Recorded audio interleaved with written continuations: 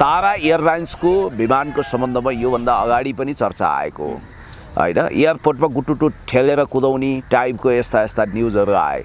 नेपालमा third class टाइपको एक हिसाबले मर्मत सम्भार गरिरहनु पर्ने भरपर्दो नभएका र यात्रुको जीवनै जोखिममा पार्ने टाइपको प्लेनहरू उडाउन सरकारले किन अनुमति दिन्छ? छत्तीसगढ एयरपोर्ट बनेन भने पूर्णतया एयरपोर्टको हिसाबले हामी भारतसँग निर्भर रहनुपर्छ र यहाँ सामान उसले जति तोको त्यति नै हामीले तिर्नुपर्छ। अहिले भर्खर कालापानी लिम्पियाद्वारा भारतको हो भनेर बोल्ने कुख्यात देशद्रोही सांसद सरिता गिरीले संसदमा निजगढ एयरपोर्ट भारतको लागि समस्या हुन्छ भनेको कुरा अहिले पनि संसदको रेकर्डमा छ, याद गर्नुहोस्। अनि विमलेन्द्र दिदीले फास्ट ट्र्याक रोक्न खोजेकै थिए जसको सालनाल सबभन्दा बढी भारतसँग जोडिएको छ। त्यति मात्रै म तपाईँलाई भन्दिनँ, नेपालको विकास हुनै नदिने, नेपाललाई गरिबीमा राख्न चाहने, नेपाललाई दुःखमा राख्न चाहने, नेपालमा लफडा तनाव भित्रन चाहने भारतले यसपटक सेटिङ गरेर यो एयरपोर्टको कुरालाई पुरै तपाईँको खण्डित गरेको छ। र सबभन्दा महत्त्वपूर्ण कुरा के भने नेपालको विकासको फेट लाइन लाइफ लाइन हो निजगढ अन्तर्राष्ट्रिय विमानस्थल। भलै म निजगढमा जन्मी भनेर मात्रै होइन, आज समग्र केही नबुझ्ने अन्जान मान्छेहरूले वन विनाश, रुख विनाश अनि वन्यजन्तुहरूको जैविक मार्गको परिवर्तन आदि इत्यादिको कारण देखाएर बिचरा बकिएर त्यो भनिरहेका छन्। दर्शकमित्र स्वागत छ, म जनक थापा मगर। आज मसँग कुराकानी गर्नको लागि सदाबहार चर्चाको शिखरमा रहनुभएका पुण्य गौतम सर हुनुहुन्छ, जो भर्खरै मात्र नेकपा एमालेमा पनि प्रवेश गर्नुभएको छ। उहाँले सामाजिक विकृति विसङ्गतिदेखि राजनीतिक कोर्सहरूको बारेमा पनि आफ्नो धारणा राख्दै आउनुभएको छ। तपाईँहरूलाई पनि थाहा छ, आज अलिकति दुःखद घटना घटेको छ भन्नुपर्छ। तारा एयरको विमान बिहानदेखि सम्पर्कविहीन भएको छ, खोज तलास कार्य पनि जारी रहेको छ। यो विषयमा र समग्रमा भर्खरै मात्र सर्वोच्च अदालतले एउटा फैसला गरेको छ। बन्दै गरेको बाराको निजगढ अन्तर्राष्ट्रिय विमानस्थलको निर्माण कार्यलाई रोक्नको लागि सर्वोच्चले गरेको फैसलालाई लिएर अहिले चौतर्फी चर्चा र विरोध सुरु भएको छ। शीर्ष राजनीतिक नेतृत्वले पनि विरोध गरिरहँदा यो फैसला आउनको लागि कसै न कसैको हात छ भन्ने तरिकाले चर्चा भइरहँदा यो विषयलाई पुण्य गौतम सरले कसरी लिनुभएको छ भन्ने हिसाबले पनि म उहाँसँग जोडिएको छु। अब चाहिँ म कुराकानी अगाडि बढाउन चाहन्छु। पुण्य सर नमस्कार, यहाँलाई स्वागत छ। धेरै धेरै धन्यवाद। नमस्ते। पहिला त तपाईँले पेट बोलीमा जे बोल्नुभयो, म नेकपा एमालेमा प्रवेश गरेको होइन, मूल घरमै फर्किएको हुँ र बाँकी हामी संवाद जारी राखौँ। जस्तो आज मात्रै तारा एयरको विमान सम्पर्कविहीन भएको छ। यो अन्तर्वार्ता गर्दै गर्दा अहिलेसम्म यो बारेमा होइन यो ढङ्गले अनुसन्धान भन्नाले खोज तलास जारी रहेको छ र अन्तिम टुङ्गो लागेको छैन के भएको हो भन्ने बारे। यसमा तपाईँ के भन्नुहुन्छ? करिब करिब चालक दलका सदस्यसहित 21-22 जना, यकिन भएन 21 वा 22 जना सदस्यहरू बोकेर उडेको तारा एयरलाइन्सको विमान झन्डै 10:30 बजेदेखि बेपत्ता छ। अहिले हामीले यो इन्टरभ्यू गरिरहेको समय भनेको 2 बजे हो र यो 2 बजेसम्म पनि कुनै पनि अनलाइन न्युज पोर्टल वा सरकारी सञ्चार माध्यममा यसको बारेमा अथेन्टिक न्युज आएको छैन। तर पनि एउटा अपुष्ट केही अनलाइनहरूमा आएको समाचार अनुसार बेपत्ता भएका 22 जना अथवा बेपत्ता भएका ती यात्रीहरूको जीवन अब रहेन र उनीहरू वास्तवै उनीहरूको जिन्दगी नै समाप्त भयो, उहाँहरूको जिन्दगी भन्ने कुरो थाहा पाइसकेपछि, किनभने यो जब 3-4 घन्टा लगातार कुनै विमान हराउँछ, राडारबाट बाहिर हुन्छ भने हामी कामना गरौँ दैव संयोगले, प्राकृतिक संयोगले मानिसहरूको ज्यान बाँचेको होस्, त्यस्तो होस्। तर पनि त्यहाँ केही मृतकहरू पक्कै पनि त्यो मृतक भएको अवस्था र त्यो प्रति हामी हार्दिक श्रद्धाञ्जली व्यक्त गर्न चाहन्छौँ। जो त्यो प्लेन क्रासमा परेर जीवन गुमाउनु भयो उहाँहरूप्रति हार्दिक श्रद्धाञ्जली। र यो तपाईँलाई एउटा कुरा मैले निवेदन गरौँ, तारा एयरलाइन्सको विमानको सम्बन्धमा योभन्दा अगाडि पनि चर्चा आएको होइन। एयरपोर्टमा गुटुटु ठेलेर कुदाउने टाइपको यस्ता यस्ता न्युजहरू आए। नेपालमा थर्ड क्लास टाइपको एक हिसाबले मर्मत सम्भार गरिरहनु पर्ने भरपर्दो नभएका र यात्रुको जीवनै जोखिममा पार्ने टाइपको प्लेनहरू उडाउन सरकारले किन अनुमति दिन्छ? यो वास्तवमै सरकारी लापरवाहीको कारण भएको हत्या हो। यो प्लेन दुर्घटना मात्रै नभन्नुहोस्, किनभने हाम्रो नागरिक उड्डयन प्राधिकरण, हवाई विभाग र पर्यटन मन्त्रालयसँग एउटा स्ट्यान्डर्ड मापदण्ड हुनु पर्यो जसले हरेक हप्ता प्लेनको चेक जाँच गरेर सकिन्छ हरेक दिन त्यसको सबै डिटेल रिपोर्ट लिएर मात्रै उडाउन दिनुपर्छ। तपाईँको एउटा कुरा म भन्छु, गाडी दुर्घटना भन्दा 1000 गुणा जोखिमपूर्ण हुन्छ प्लेन दुर्घटना। जस्तो योभन्दा अगाडि पनि सरकारले चाहिँ गाडीको सम्बन्धमा पनि सार्वजनिक यातायातमा चाहिँ 20 वर्षभन्दा बढीका पुराना सवारी साधन चाहिँ रिप्लेस गर्ने भन्ने योजना पनि ल्याएको थियो। भले त्यो कार्यान्वयनको तहमा पुगेन, यो अझै होइन, यो ढङ्गको अध्ययनकै विषय छ। यस्तै कार्य अब 30औं वर्ष 40औं वर्ष पनि नेपालमा चाहिँ विमान एउटै विमान चलाइरहने, यसको चाहिँ अन्त्य हुनुपर्छ भन्नु खोज्नुभयो तपाईँले? सरकारी मातहत रहेका प्लेनहरू तैविषेक छन्, विमानहरू यसो त्यसको चेक जाँच होला। त्यो नेपाल एयरलाइन्सका प्लेनहरू अलि उडेको देखिन्छ, नत्र निजी क्षेत्रको प्रायःजसो एयरलाइन्सले यस्तै यात्रीको जिन्दगीमाथि खेलवाड गर्ने, अलि थोत्रो टाइपको अनि रनवेमा ठेल्नुपर्ने, अनेक ढङ्गले दुर्घटना हुने खतरा बोकेका, जोखिमले भरिएका जहाजहरू उडाइरहेको छ। तपाईँलाई यसै पनि थाहा छ, नेपाल डाँडाकाँडाले भरिएको देश हो। बादलभन्दा माथि प्लेन गइसकेपछि केही देखिँदैन, कहाँ गएर ठोक्किने हो थाहा हुँदैन, अनि कुन मौसममा उडाउने भन्ने पनि छैन। त्यस कारणले गर्दाखेरि म भन्छु कि सरकारी लापरवाहीको कारण आज ज्यानमारा प्लेनहरूले यात्रुको जिन्दगी नै समाप्त पारेका छन् र यो सरकारले अप्रत्यक्ष रूपमा गरेको हत्या नै हो। यो देउवा सरकारको कुकर्म नै हो र यसलाई राम्रोसँग चेक जाँच गरेर प्लेनको अवस्था हेरेर स्ट्यान्डर्ड A1 क्वालिटीका मापदण्डमा आउने खालका प्लेन बाहेक सबै गाडीको हकमा पनि त्यही हो, तिनीहरूलाई प्रतिबन्ध लगाउनुपर्छ र नयाँ खालको विमान उडाउनै अनुमति दिनुपर्छ। यसलाई कसरी हेर्न सकिन्छ? जस्तो योभन्दा अगाडि पनि नेपालको एयरलाइन्सलाई चाहिँ होइन कालो सूचीमा पर्ने यस्तै कुराहरू, यस्तै दुर्घटनाका कारणले हुन सक्थ्यो। त्यो हिसाबले नेपालको हवाई क्षेत्र असुरक्षित भएको भन्न सकिन्छ कि अथवा अन्य के कारण हुनसक्छ? यही तपाईँले भने जस्तै एरोप्लेनहरू पुराना हुँदा पनि रिप्लेस नगर्ने, यही कारणले समस्या देखिया हो कि? 3-4वटा कुरा छ। मैले गरेको अध्ययनमा पहिलो कुरो सरकारी लापरवाही, किनभने हवाई विभागको अथवा विभिन्न तालुकदार निकायको उड्डयन प्राधिकरणको एउटा स्ट्यान्डर्ड मापदण्ड छैन। कमिसनको खेल हुन्छ, जस्ता जहाजहरू पनि उडाउने अनुमति दिइएको छ। नम्बर 1, यसले गर्दा यात्रुको जीवन हरपल जोखिममा छ। अब प्लेनमा उड्न पनि ल्यान्ड नगरुन्जेल के हो न स्वर्ग नर्कको टिकट काट्ने हो कि भन्ने खतरा बढिसक्यो।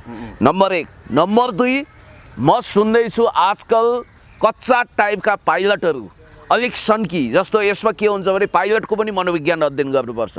मैले एउटा रिसर्चबाट के पत्ता लगाएको थिएँ भने गर्लफ्रेन्डसँग सम्बन्ध टुटेर डिप्रेसनमा गएको पाइलटले एउटा बोइङ उडाउँदाखेरि ठुलो दुर्घटना भएको इतिहास पनि छ। त्यसकारण अलि सन्की टाइपका, प्रेसर सुगरको दबाई खाइरहेका, विभिन्न खालका मानसिक प्रताडना भोगेका यस्ता खालका पाइलटहरू छन् कि अथवा स्वस्थ मानसिकताका निन्द्रा पुगेका, एकदमै हेल्दी, मेन्टली पनि फिजिकली पनि हेल्दी पाइलट पनि चाहियो, अनि को पाइलट पनि त्यस्तै चाहियो। अर्को कुरा के छ भने नेपालको रनवेमा, जस्तो विमान उडाउने ठाउँमा जुन ढङ्गको अहिले एयरपोर्ट छ, त्यो पनि वास्तवमा कतिपय ठाउँमा त्यही एयरपोर्टको लापरवाहीको कारण पनि दुर्घटना भए। चराहरू, आकाशमा उडेका यस्ता चराहरू हुन्छन् जसको कारण पनि बेला बेलामा त्यो चरा ठोक्किँदाखेरि एयरपोर्ट नआइपुग्दै कता दुर्घटना भएको हामीलाई थाहा छ। यो डाँडाकाँडाले भरिएको छ भन्दा चरा उड्ने त मात्रै भयो, चरालाई त नउड भन्न सक्छ होइन। त्यसलाई अब त्यो चराको शिकार गर्ने, त्यसलाई नियन्त्रण गर्ने विभिन्न उपायहरू विदेशीहरूले अप्नाइरहेका हुन्छन् र ककपिटमा नछिरोस् भन्ने उपाय पनि अप्नाइरहेका हुन्छन्। र यसमा सबभन्दा महत्त्वपूर्ण कुरा चाहिँ के भने यो ज्यानमारा खालका प्लेनहरूलाई रिप्लेस गर्नु पर्यो। कतिवटा प्लेन त्यस्ता छन्, त्यसको लगत हुनु पर्यो, तथ्याङ्क हुनु पर्यो। यात्रुलाई त के छ, टिकट काट्छन्, उनीहरू प्लेनमा बस्छन्, उड्छन्, बाँकी जिन्दगी भने त पाइलटको हातमा छ, प्लेन कस्तो छ थाहै हुँदैन। त्यस कारणले गर्दाखेरि यो सरकारको लापरवाहीको कारण आज होनाहर मानिसहरूले आफ्नो ज्यान गुमाएका छन् र म तारा एयरको प्लेन दुर्घटनामा बित्नुभएका सबैप्रति हार्दिक श्रद्धाञ्जली व्यक्त गर्न चाहन्छु। अब एयरपोर्टतिर जाउँ, जस्तो बन्दै गरेको बाराको निजगढ अन्तर्राष्ट्रिय विमानस्थल चाहिँ एकाएक सर्वोच्चको फैसलासँगै रोकिएको छ। यसलाई कसरी हेर्नुभएको छ? यो चाहिँ एकदमै राजनीतिक वृत्तमा चर्चाको विषय बनेको छ होइन। ठुला राजनीतिक दलका शीर्ष नेताहरूले पनि यो कसरी आयो, यो कसरी यो अदालतले यो ढङ्गको फैसला गर्यो भनेर तीव्र बहस, चर्चा, विवाद भइरहेको छ, आलोचना भइरहेको छ। यसलाई तपाईँले चाहिँ कसरी हेर्नु भएको छ? यसलाई चाहिँ कहीँ न कतैबाट यो कसैको हात छ यो रोक्नको लागि, बाहिरी चलखेल हुनसक्छ भनिरहँदा तपाईँको यसमा के छ विश्लेषण? यसमा निजगढ अन्तर्राष्ट्रिय एयरपोर्टलाई अदालतले ब्रेक लगाएसँगै, त्यो निर्माण कार्यलाई हर्डल गरेसँगै सन् 2019मा चीनको दाक्सिङमा जुन एयरपोर्ट बन्दै थियो दाक्सिङ एयरपोर्ट, त्यहाँ पनि प्राकृतिक सम्पदा विनाशको ठुलो हल्ला मचाइएको थियो। तर त्यति नै रुख अन्त रोपेपछि र प्राकृतिक विनाशको क्षतिपूर्ति भइसकेपछि मजाले संसारकै सुविधा सम्पन्न मध्ये एक विमानस्थल बन्यो। आज चीनले द्रुततर विकासको गतिसम्म आएको छ। यो देशको विकास, समृद्धि र पर्यटन विकासलाई र विदेशबाट आउने ठुला ठुला कार्गोलाई तपाईँले एयर लिफ्टिङ गरेर यदि तपाईँले एयरक्राफ्ट मार्फत, बोइङ मार्फत ल्याउने हो भने अब तपाईँलाई थाहा छँदैछ, मैले रिसर्च आर्टिकलहरू पनि हेरेको थिएँ र याद गर्नु होला, अब 2 तले विमान अवतरण गर्ने ठाउँ काठमाडौँमा काहीँ पनि छैन। काठमाडौँमा पनि छैन। क्षेत्रीय स्तरको विमानस्थलको कुरै छोड्नुहोस्, रनवेको हिसाबले, सुविधाको हिसाबले, भौतिक पूर्वाधारको हिसाबले, यसका टेक्निकल पाटो पक्षको विषयमा वीरेन्द्रबहादुर देउजा जस्ता विज्ञहरूले भन्न सक्नुहोला। तर मेरो कुरा के मात्रै हो भने निजगढ एयरपोर्ट नेपालको राष्ट्रिय विकासको अपरिहार्य आवश्यकता हो। विकास विरोधी यहाँभित्रका आइएनजिओका धन्दा सेठहरू, भारतीय एजेन्टहरू, खास गरी पश्चिमासँग पनि सालनाल जोडिएका केही मानिसहरू, कुन्नी के जाति पूर्व सचिव ढुङ्गेलहरू, कुन्नी के जाति हजुर सेनहरू, को हो मिलेर यो वातावरणीय विनाशको फोस्रो कारण उठाएर हो। त्यसलाई ध्यान दिनुपर्छ। पर्यावरणविदहरूले चाहिँ निजगढमा एयरपोर्ट बनाउँदा ठुलो मात्रामा वन जङ्गलको विनाश हुन्छ, यसले वातावरणमै असर पर्छ, पर्यावरणविदहरूले त्यो तर्क गरिरहेका छन्। यो फैसलाले तिनीहरूले स्वागत पनि गरेका छन्। अब यसलाई कसरी हेर्नु त? उनीहरू त सेटिङमा थिए। तपाईँलाई एउटा इन्ट्रेस्टिङ कुरो म राख्थ्यौँ। आजभन्दा 1.5 वर्ष अगाडि चोलेन्द्र शमशेर जङ्गबहादुर राणा प्रधान न्यायाधीश हुँदा उहाँ सहितको न्यायाधीश महोदयहरू, न्यायमूर्तिहरू सहित यो इजलासमा म पनि गएको थिएँ, त्यहाँ बहस सुन्न। यो निजगढ एयरपोर्ट बन्नु हुँदैन भन्नेहरूको काइते तर्क यति घटिया थियो कि हामी सबै आश्चर्यचकित भयौँ, विस्मित भयौँ, हाँस्यौँ। वास्तवमा त्यो काइते कुतर्क नै थियो, विकास विरोधीहरूको झुसीको ढकार थियो। र अहिले तपाईँलाई एउटा कुरा भनौँ, भारतले बिहारमा एउटा सुविधा सम्पन्न एयरपोर्ट बनाउँदैछ, मुम्बईमा त्यस्तै फर्स्ट क्लास एयरपोर्ट बनाउँदैछ। त्यसको लागि उसले 36,000 करोडको बजेट व्यवस्थापन गर्दैछ 2026सम्म बनाउनको लागि हो। त्यो एयरपोर्ट बनाएर तपाईँलाई अर्को कुरो भन्दै, युरोपियन जति पनि बोइङहरू छ अथवा अमेरिकन एयरलाइन्सका विमानहरू छन्, जति पनि त्यहाँबाट आउने जहाजहरू छन्, ती सबै इन्डियामा भन्दा भैरवाको मार्ग हुँदै नेपाल आउँदाखेरि करिब 100 किलोमिटर छोटो दूरीमा हुन्छ र नेपालमा ल्यान्डिङ गर्छ। र नेपाललाई चाहिने कार्गोहरू, नेपाललाई चाहिने अत्यावश्यक सामानहरू, हामी ल्यान्डलक कन्ट्री हौँ, हामीसँग समुद्र जोडिएको छैन। त्यसकारण अब उनीहरूले झासा त दिएका छन्, त्यहाँसम्म जहाजमा ल्याइदिन्छौँ, त्यहाँबाट हामी यहाँ इम्पोर्ट गर्छौँ भनेर। तर त्यो यति महँगो हुन्छ, भन्सार चेक जाँच भनौँ, पुलिसको लफडा भनौँ, अन्तर्देशीय व्यापार भनौँ, त्यसले गर्दा हामीलाई बहुत समस्या पार्छ। सिधै युरोप, अमेरिका र तेस्रो मुलुकबाट नेपालमा ठुला सुविधा सम्पन्न जहाजहरू ल्यान्डिङ गरेर यहाँ जति पनि हामीलाई आवश्यक सामान हुन्छ सिधै मगाउन सक्ने अवस्था निजगढ एयरपोर्टले सुनिश्चित गर्थ्यो। अर्को कुरो म तपाईँलाई भन्छु, पर्यटकहरू जति पनि आउँछन्, अब सयौँ हजारौँ लाखौँको सङ्ख्यामा आउने पर्यटकहरू सिधै निजगढ ओर्लिन्थे। अनि काठमाडौँसँग यसको दूरी भनेको 73 किलोमिटर हो, क्यापिटल सिटीसँग भन्ने बित्तिकै अहिले त दूरी घटाएर करिब 71 किलोमिटरमा झारिसकेका छ फास्ट ट्र्याक। यो सबै कुरोको विरोध सबभन्दा पहिला कालापानी लिम्पियाधुरा भारतको हो भनेर बोल्ने कुख्यात देशद्रोही सांसद सरिता गिरीले संसदमा निजगढ एयरपोर्ट भारतको लागि समस्या हुन्छ भनेको कुरा अहिले पनि संसदको रेकर्डमा छ, याद गर्नुहोस्। अनि विमलेन्द्र दिदीले फास्ट ट्र्याक रोक्न खोजेकै थिए, जसको सालनाल सबभन्दा बढी भारतसँग जोडिएको छ। त्यति मात्रै म तपाईँलाई भन्दिनँ, नेपालको विकास हुनै नदिने, नेपाललाई गरिबीमा राख्न चाहने, नेपाललाई दुःखमा राख्न चाहने, नेपालमा लफडा तनाव भित्रन चाहने भारतले यसपटक सेटिङ गरेर यो एयरपोर्टको कुरालाई पुरै तपाईँको खण्डित गरेको छ। र सबभन्दा महत्त्वपूर्ण कुरा के भने नेपालको विकासको फेट लाइन, लाइफ लाइन हो निजगढ अन्तर्राष्ट्रिय विमानस्थल। भलै म निजगढमा जन्मी भनेर मात्रै होइन, आज समग्र केही नबुझ्ने अन्जान मान्छेहरूले वन विनाश, रुख विनाश अनि वन्यजन्तुहरूको जैविक मार्गको परिवर्तन आदि इत्यादिको कारण देखाएर बिचरा बकिएर त्यो भनिरहेका छन्।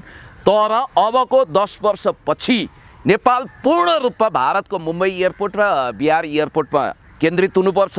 यो दूरदर्शी मान्छेले यो भनिसकेका छन्, रिसर्चले देखाइसकेको छ। त्यसकारण नेपालको नेपालमा बन्न लागेको, जबकि तपाईँलाई थाहा छ 2052 देखि यसको प्रोसेस सुरु हुँदा अहिलेसम्म 3 अर्ब रुपियाँ सरकारी कोषबाट खर्च भइसकेको छ। त्यसको कुनै रिप्लेसमेन्ट छैन।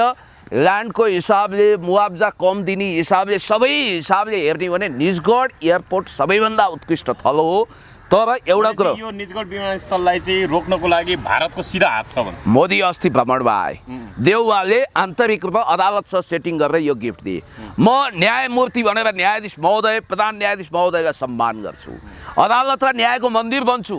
तर जब मनमोहन अधिकारीको लोकप्रिय सरकार हटाउने भदौ 12 को फैसलाको कुरा होस् या अरू होस्, र चोलेन्द्र शमशेर जङ्गबहादुर राणालाई महाअभियोग लगाएर हटाउने एउटा भित्री कारण मध्ये यो पनि रहेछ। किनभने चोलेन्द्र शमशेर जङ्गबहादुर राणा निजगढ एयरपोर्टको पक्षमा हुनुहुन्थ्यो र उहाँलाई जसरी पनि हटाउनु पर्ने एउटा आवश्यकता यो पनि रहेछ। र इन्ट्रेस्टिङ कुरो म तपाईँलाई भन्छु, बुढी गण्डकीको कुरा गर्नु, चाइनाको गेजुवा कम्पनीबाट यिनीहरूले खोसे, अहिले हामी बनाउने भनेका छन्, बन्ने कुनै ठेगान छैन। याद गर्नु होला, विकासको पूर्वाधार भारतले कसरी बन्न दिँदैन। अनि त्यति मात्रै होइन, याद गर्नु होला, जस्तो अहिले न बुढी गण्डकी प्रोजेक्ट सुचारू हुन सक्ने अवस्था छ। अब एयरपोर्ट त उनीहरूले अदालतसँग सेटिङ गरेर, म यति कुरा भन्छु कि यसलाई पुनरावलोकन गर्न सकिन्छ भन्ने मेरो बुझाइ हो। अब भ्याकेटबाट, पुनरावलोकनबाट न्यायाधीश महोदयहरूले यो त्रुटिपूर्ण फैसलालाई सच्याउनुपर्छ। रञ्जन कोइरालाको हकमा जसरी 8.5 वर्ष त्यतिखेर न्यायाधीशले फैसला गर्दा, प्रधान न्यायाधीशले फैसला गर्दा पनि अहिले महान्यायाधिवक्ताको कार्यबाट जुन भ्याकेट गरियो त्यसमा अर्को फैसला गरेर उहाँलाई 20 वर्ष नै सजाय दियो नि त, पत्नी हत्याको अभियोग भयो। त्यसै गरी यसमा पनि यो फैसला सच्याउनुपर्छ। होइन भने नयाँ ऐन बनाएर भने पनि, विकासको नयाँ कानुन संसदले बनाएर भने पनि निजगढ एयरपोर्टको बाँकी कामलाई पुरा गर्नुपर्छ। मलाई जहाँसम्म लागेको छ यो सरकार आफै सेटिङमा छ र यसले गुप्त रूपमा पुण्य सर, जस्तो पर्यावरणकै कुरा उठाइरहँदा, वन्यजन्तुको नाशको कुरा उठाइरहँदा 12 को निजगढमै बन्नुपर्छ भन्ने होइन होला, अरू पनि विकल्प दिन सकिन्छ भन्ने तरिकाले पनि बहस भइरहेछ। यसमा म 3टा तर्क गर्छु। हाम्रा सम्माननीय पूर्व प्रधानमन्त्री, पार्टीका श्रद्धेय अध्यक्ष कमरेड केपी शर्मा ओली, पार्टीका महासचिव शङ्कर पोखरेल, उपमहासचिव कमरेड प्रदीप गेवाली लगायतको ब्याक टु ब्याक स्टेटमेन्ट आइसकेपछि यो चाहिँ एमालेको इन्ट्रेस्टमा बन्न लागेको रहेछ भन्ने एउटा प्रचारबाजी गरियो। कोही बात छैन, एमाले त यसलाई सम्पूर्ण हिसाबले फिनिसिङ गर्नुपर्छ, बन्नै पर्छ भनेर दृढ अडान लिएको छ। तर सरकारमै सहभागी भएका पनि केही शक्तिहरूले, नेपाली काङ्ग्रेस बाहेक, नेपाली काङ्ग्रेसको यसमा एप्रोच राम्रो देखिँदैन। तर उनीहरूले पनि त एयरपोर्ट बन्नुपर्छ भनिरहेको कता कता धिमा धिमा आवाज भनिरहनु भएको छ भने स्पष्ट रूपमा म तपाईँलाई भन्छु, ठिक छ, पर्यावरण विनाशको उहाँहरूले कुरा गर्नुहुन्छ, त्यो क्षेत्रमा कति हजार कति लाख, त्यहाँ जङ्गल पनि खासै देखिँदैन, जङ्गल नाशै हुँदैन भन्नुभएको हुँदैन के, कति हजार कति लाख उनीहरूले हाल्दै गरेको रुख ल हामीले मान्यौँ, त्यति छ। मेरो विचारमा त्यही 70-80 हजार रुख काटे होला त्यहाँ हो। त्यति रुख अन्त छेउछाउमा त्यसको 20-25 किलोमिटर यताउता रोप्यो भने जुन वातावरणीय विनाश भनिएको छ, जङ्गल कटानी भनिएको छ, त्यसको क्षतिपूर्ति भइहाल्छ। मलाई बताउनुहोस्, चाहे हिथ्रो विमानस्थलको कुरा गर्नुहोस्, चाहे संसारको सबभन्दा राम्रो विमानस्थल जर्मनीको विमानस्थलको कुरा गर्नुहोस्, चाहे अन्तको गर्नुहोस्, दुनियाँमा ठुला ठुला विकासका मेगा प्रोजेक्ट लागू गर्दाखेरि अलिअलि प्राकृतिक विनाश नभएको कहाँ छ मलाई बताउनुहोस्। र यो सिधा भन्ने हो भने भारतको कतिपयले पश्चिमाको पनि भन्छन् र यो कतिले त चाइनासँग जोडेर हेर्छन्, यहाँको राडारले इन्डियाको सूचना लिन्छ भनेर बोर्डरबाट नजिक रहेको र देशभक्तहरू बसोबास गर्ने निजगढमा बन्न नदिएको हो भन्ने कुरा छ। तर रनवेको हिसाबले, ल्यान्डस्केपको हिसाबले, इन्फ्रास्ट्रक्चरको हिसाबले, खर्चको हिसाबले, सबै हिसाबले सबैभन्दा सस्तो र पाएक पर्न आउने। अब फास्ट ट्र्याक पनि हामीले लिङ्क रोडको रूपमा बनाइसक्यौँ, 6 लेनको फास्ट ट्र्याक गइसक्यो, 71 किलोमिटरको फास्ट ट्र्याक बनिसक्यो, लगभग अब 2-3 वर्षपछि त्यो सुचारू हुन्छ भन्ने बित्तिकै यो सबै कुरो बिचल्ली गरेर फेरि अर्को ठाउँमा विकल्प खोज्नु भन्ने यो अदालतको आदेश सोझै गैर न्यायिक छ। अदालतका न्यायाधीशहरू भगवान होइनन्। जस्तो आजसम्म त नेपालमा एउटा मात्रै एयरपोर्ट थियो र भर्खरै मात्र गौतम बुद्ध अन्तर्राष्ट्रिय विमानस्थल पनि थपियो, 2टा भयो। अब गौतम बुद्ध अन्तर्राष्ट्रिय विमानस्थल र 12 को निजगढ नजिकै पर्छ, त्यही नजिकमा किन अन्तर्राष्ट्रिय विमानस्थल चाहियो भने पनि तर्क गर्छन्। धान्दैन, त्यो क्षेत्रीय स्तरको विमानस्थल हो। यहाँ काठमाडौँको सुविधा सम्पन्न भनिएको एयरपोर्टै नदान्ने हो। तपाईँलाई एउटा कुरो भन्दै, दुबईबाट आउने, सीताराम प्रसाईजीले भन्नुभएको छ, दुबईबाट आउने 2 तल्ले कार्गो सहित आउने विमानहरू ठुला ठुला, त्यो दुबई इन्टरनेसनल अन्तर्गत त्यहाँबाट आउने, यो खाडीबाट आउने जुन ढङ्गको एउटा एयरलाइन्स छ बोइङ छ त्यो नेपालमा या ल्यान्ड नै गर्न सकिँदैन भनेर उनीहरूले सरी भनिसके। उनीहरू ल्याउन सक्दैनन्। आज पनि संसारमा उड्ने सुविधा सम्पन्न 2 तले अथवा ठुला बोइङहरू नेपालमा ल्यान्ड नै गर्न सक्दैनन्। त्यो नहुने बित्तिकै नेपालको एयरपोर्टै अन्तर्राष्ट्रिय मान्यता भोलि पाउँदैन। त्यसको कारण विकल्पमा निजगढ बाहेक, निजगढ एक हिसाबले निर्विकल्प एयरपोर्ट हो, विकल्प होइन, र निजगढमै भन्नुपर्छ at any cost at any rate. आज यो इन्टरभ्यू सक्ने बित्तिकै म माइतीघर मण्डलामा जाँदैछु, त्यहाँबाट हामी बानेश्वरसम्म आन्दोलित भएर जानेछौँ र न्यायाधीश महोदयहरूलाई हामी भन्न चाहन्छौँ निजगढवासी मात्रै होइन देशवासीलाई काठमाडौँ अगाडि सर्वोच्च अदालत अगाडि ल्याएर आन्दोलित गराएर हामी जसरी पनि सरकारको सिंहदरबार घेरेर ध्यानाकर्षण गरेर यो एयरपोर्ट बनाउने वातावरण बनाउँछौँ। त्यो एयरपोर्ट बन्दा गोर्खादेखि झापासम्म, पूर्वदेखि पश्चिमसम्म समग्र नेपालीको विकास हुन्छ। तपाईँलाई एउटा कुरा भनौँ, अबको 10 वर्षपछि निजगढ एयरपोर्ट बनेन भने पूर्णतया एयरपोर्टको हिसाबले हामी भारतसँग निर्भर रहनुपर्छ र यहाँ सामान उसले जति तोको त्यति नै हामीले तिर्नुपर्छ। अहिले भर्खर म एउटा इलेक्ट्रिक बाइकमा यहाँसम्म आएँ, एउटा साथीले लिफ्ट दिनुभयो। मैले सोधेँ अब तपाईँहरूको पनि ध्यान आकर्षण होस्, हामी वैकल्पिक ऊर्जातिर जानुपर्छ।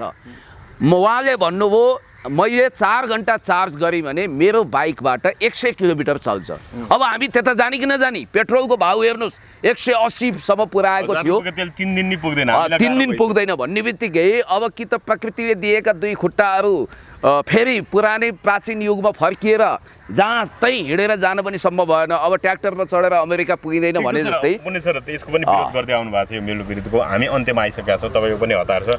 अलिकति भर्खरै सूचना चाहिँ मलाई के आएको छ भने तारा एयरको विमानको चालक दल पाइलटको नम्बरमा चाहिँ फोन गइरहेको छ भन्ने भइरहेको छ, तर फोन रिसिभ भइरहेको छैन। यसबाट केही सङ्केत मिल्न सक्छ उहाँहरू सुरक्षितै हुनुहुन्छ भन्ने अथवा केही हुनसक्छ? सुरक्षित भइदिए राम्रो, हामी त्यही कामना गर्छौँ। हामीले प्राप्त गरेको सूचनालाई हामीले अपडेट गर्ने हो।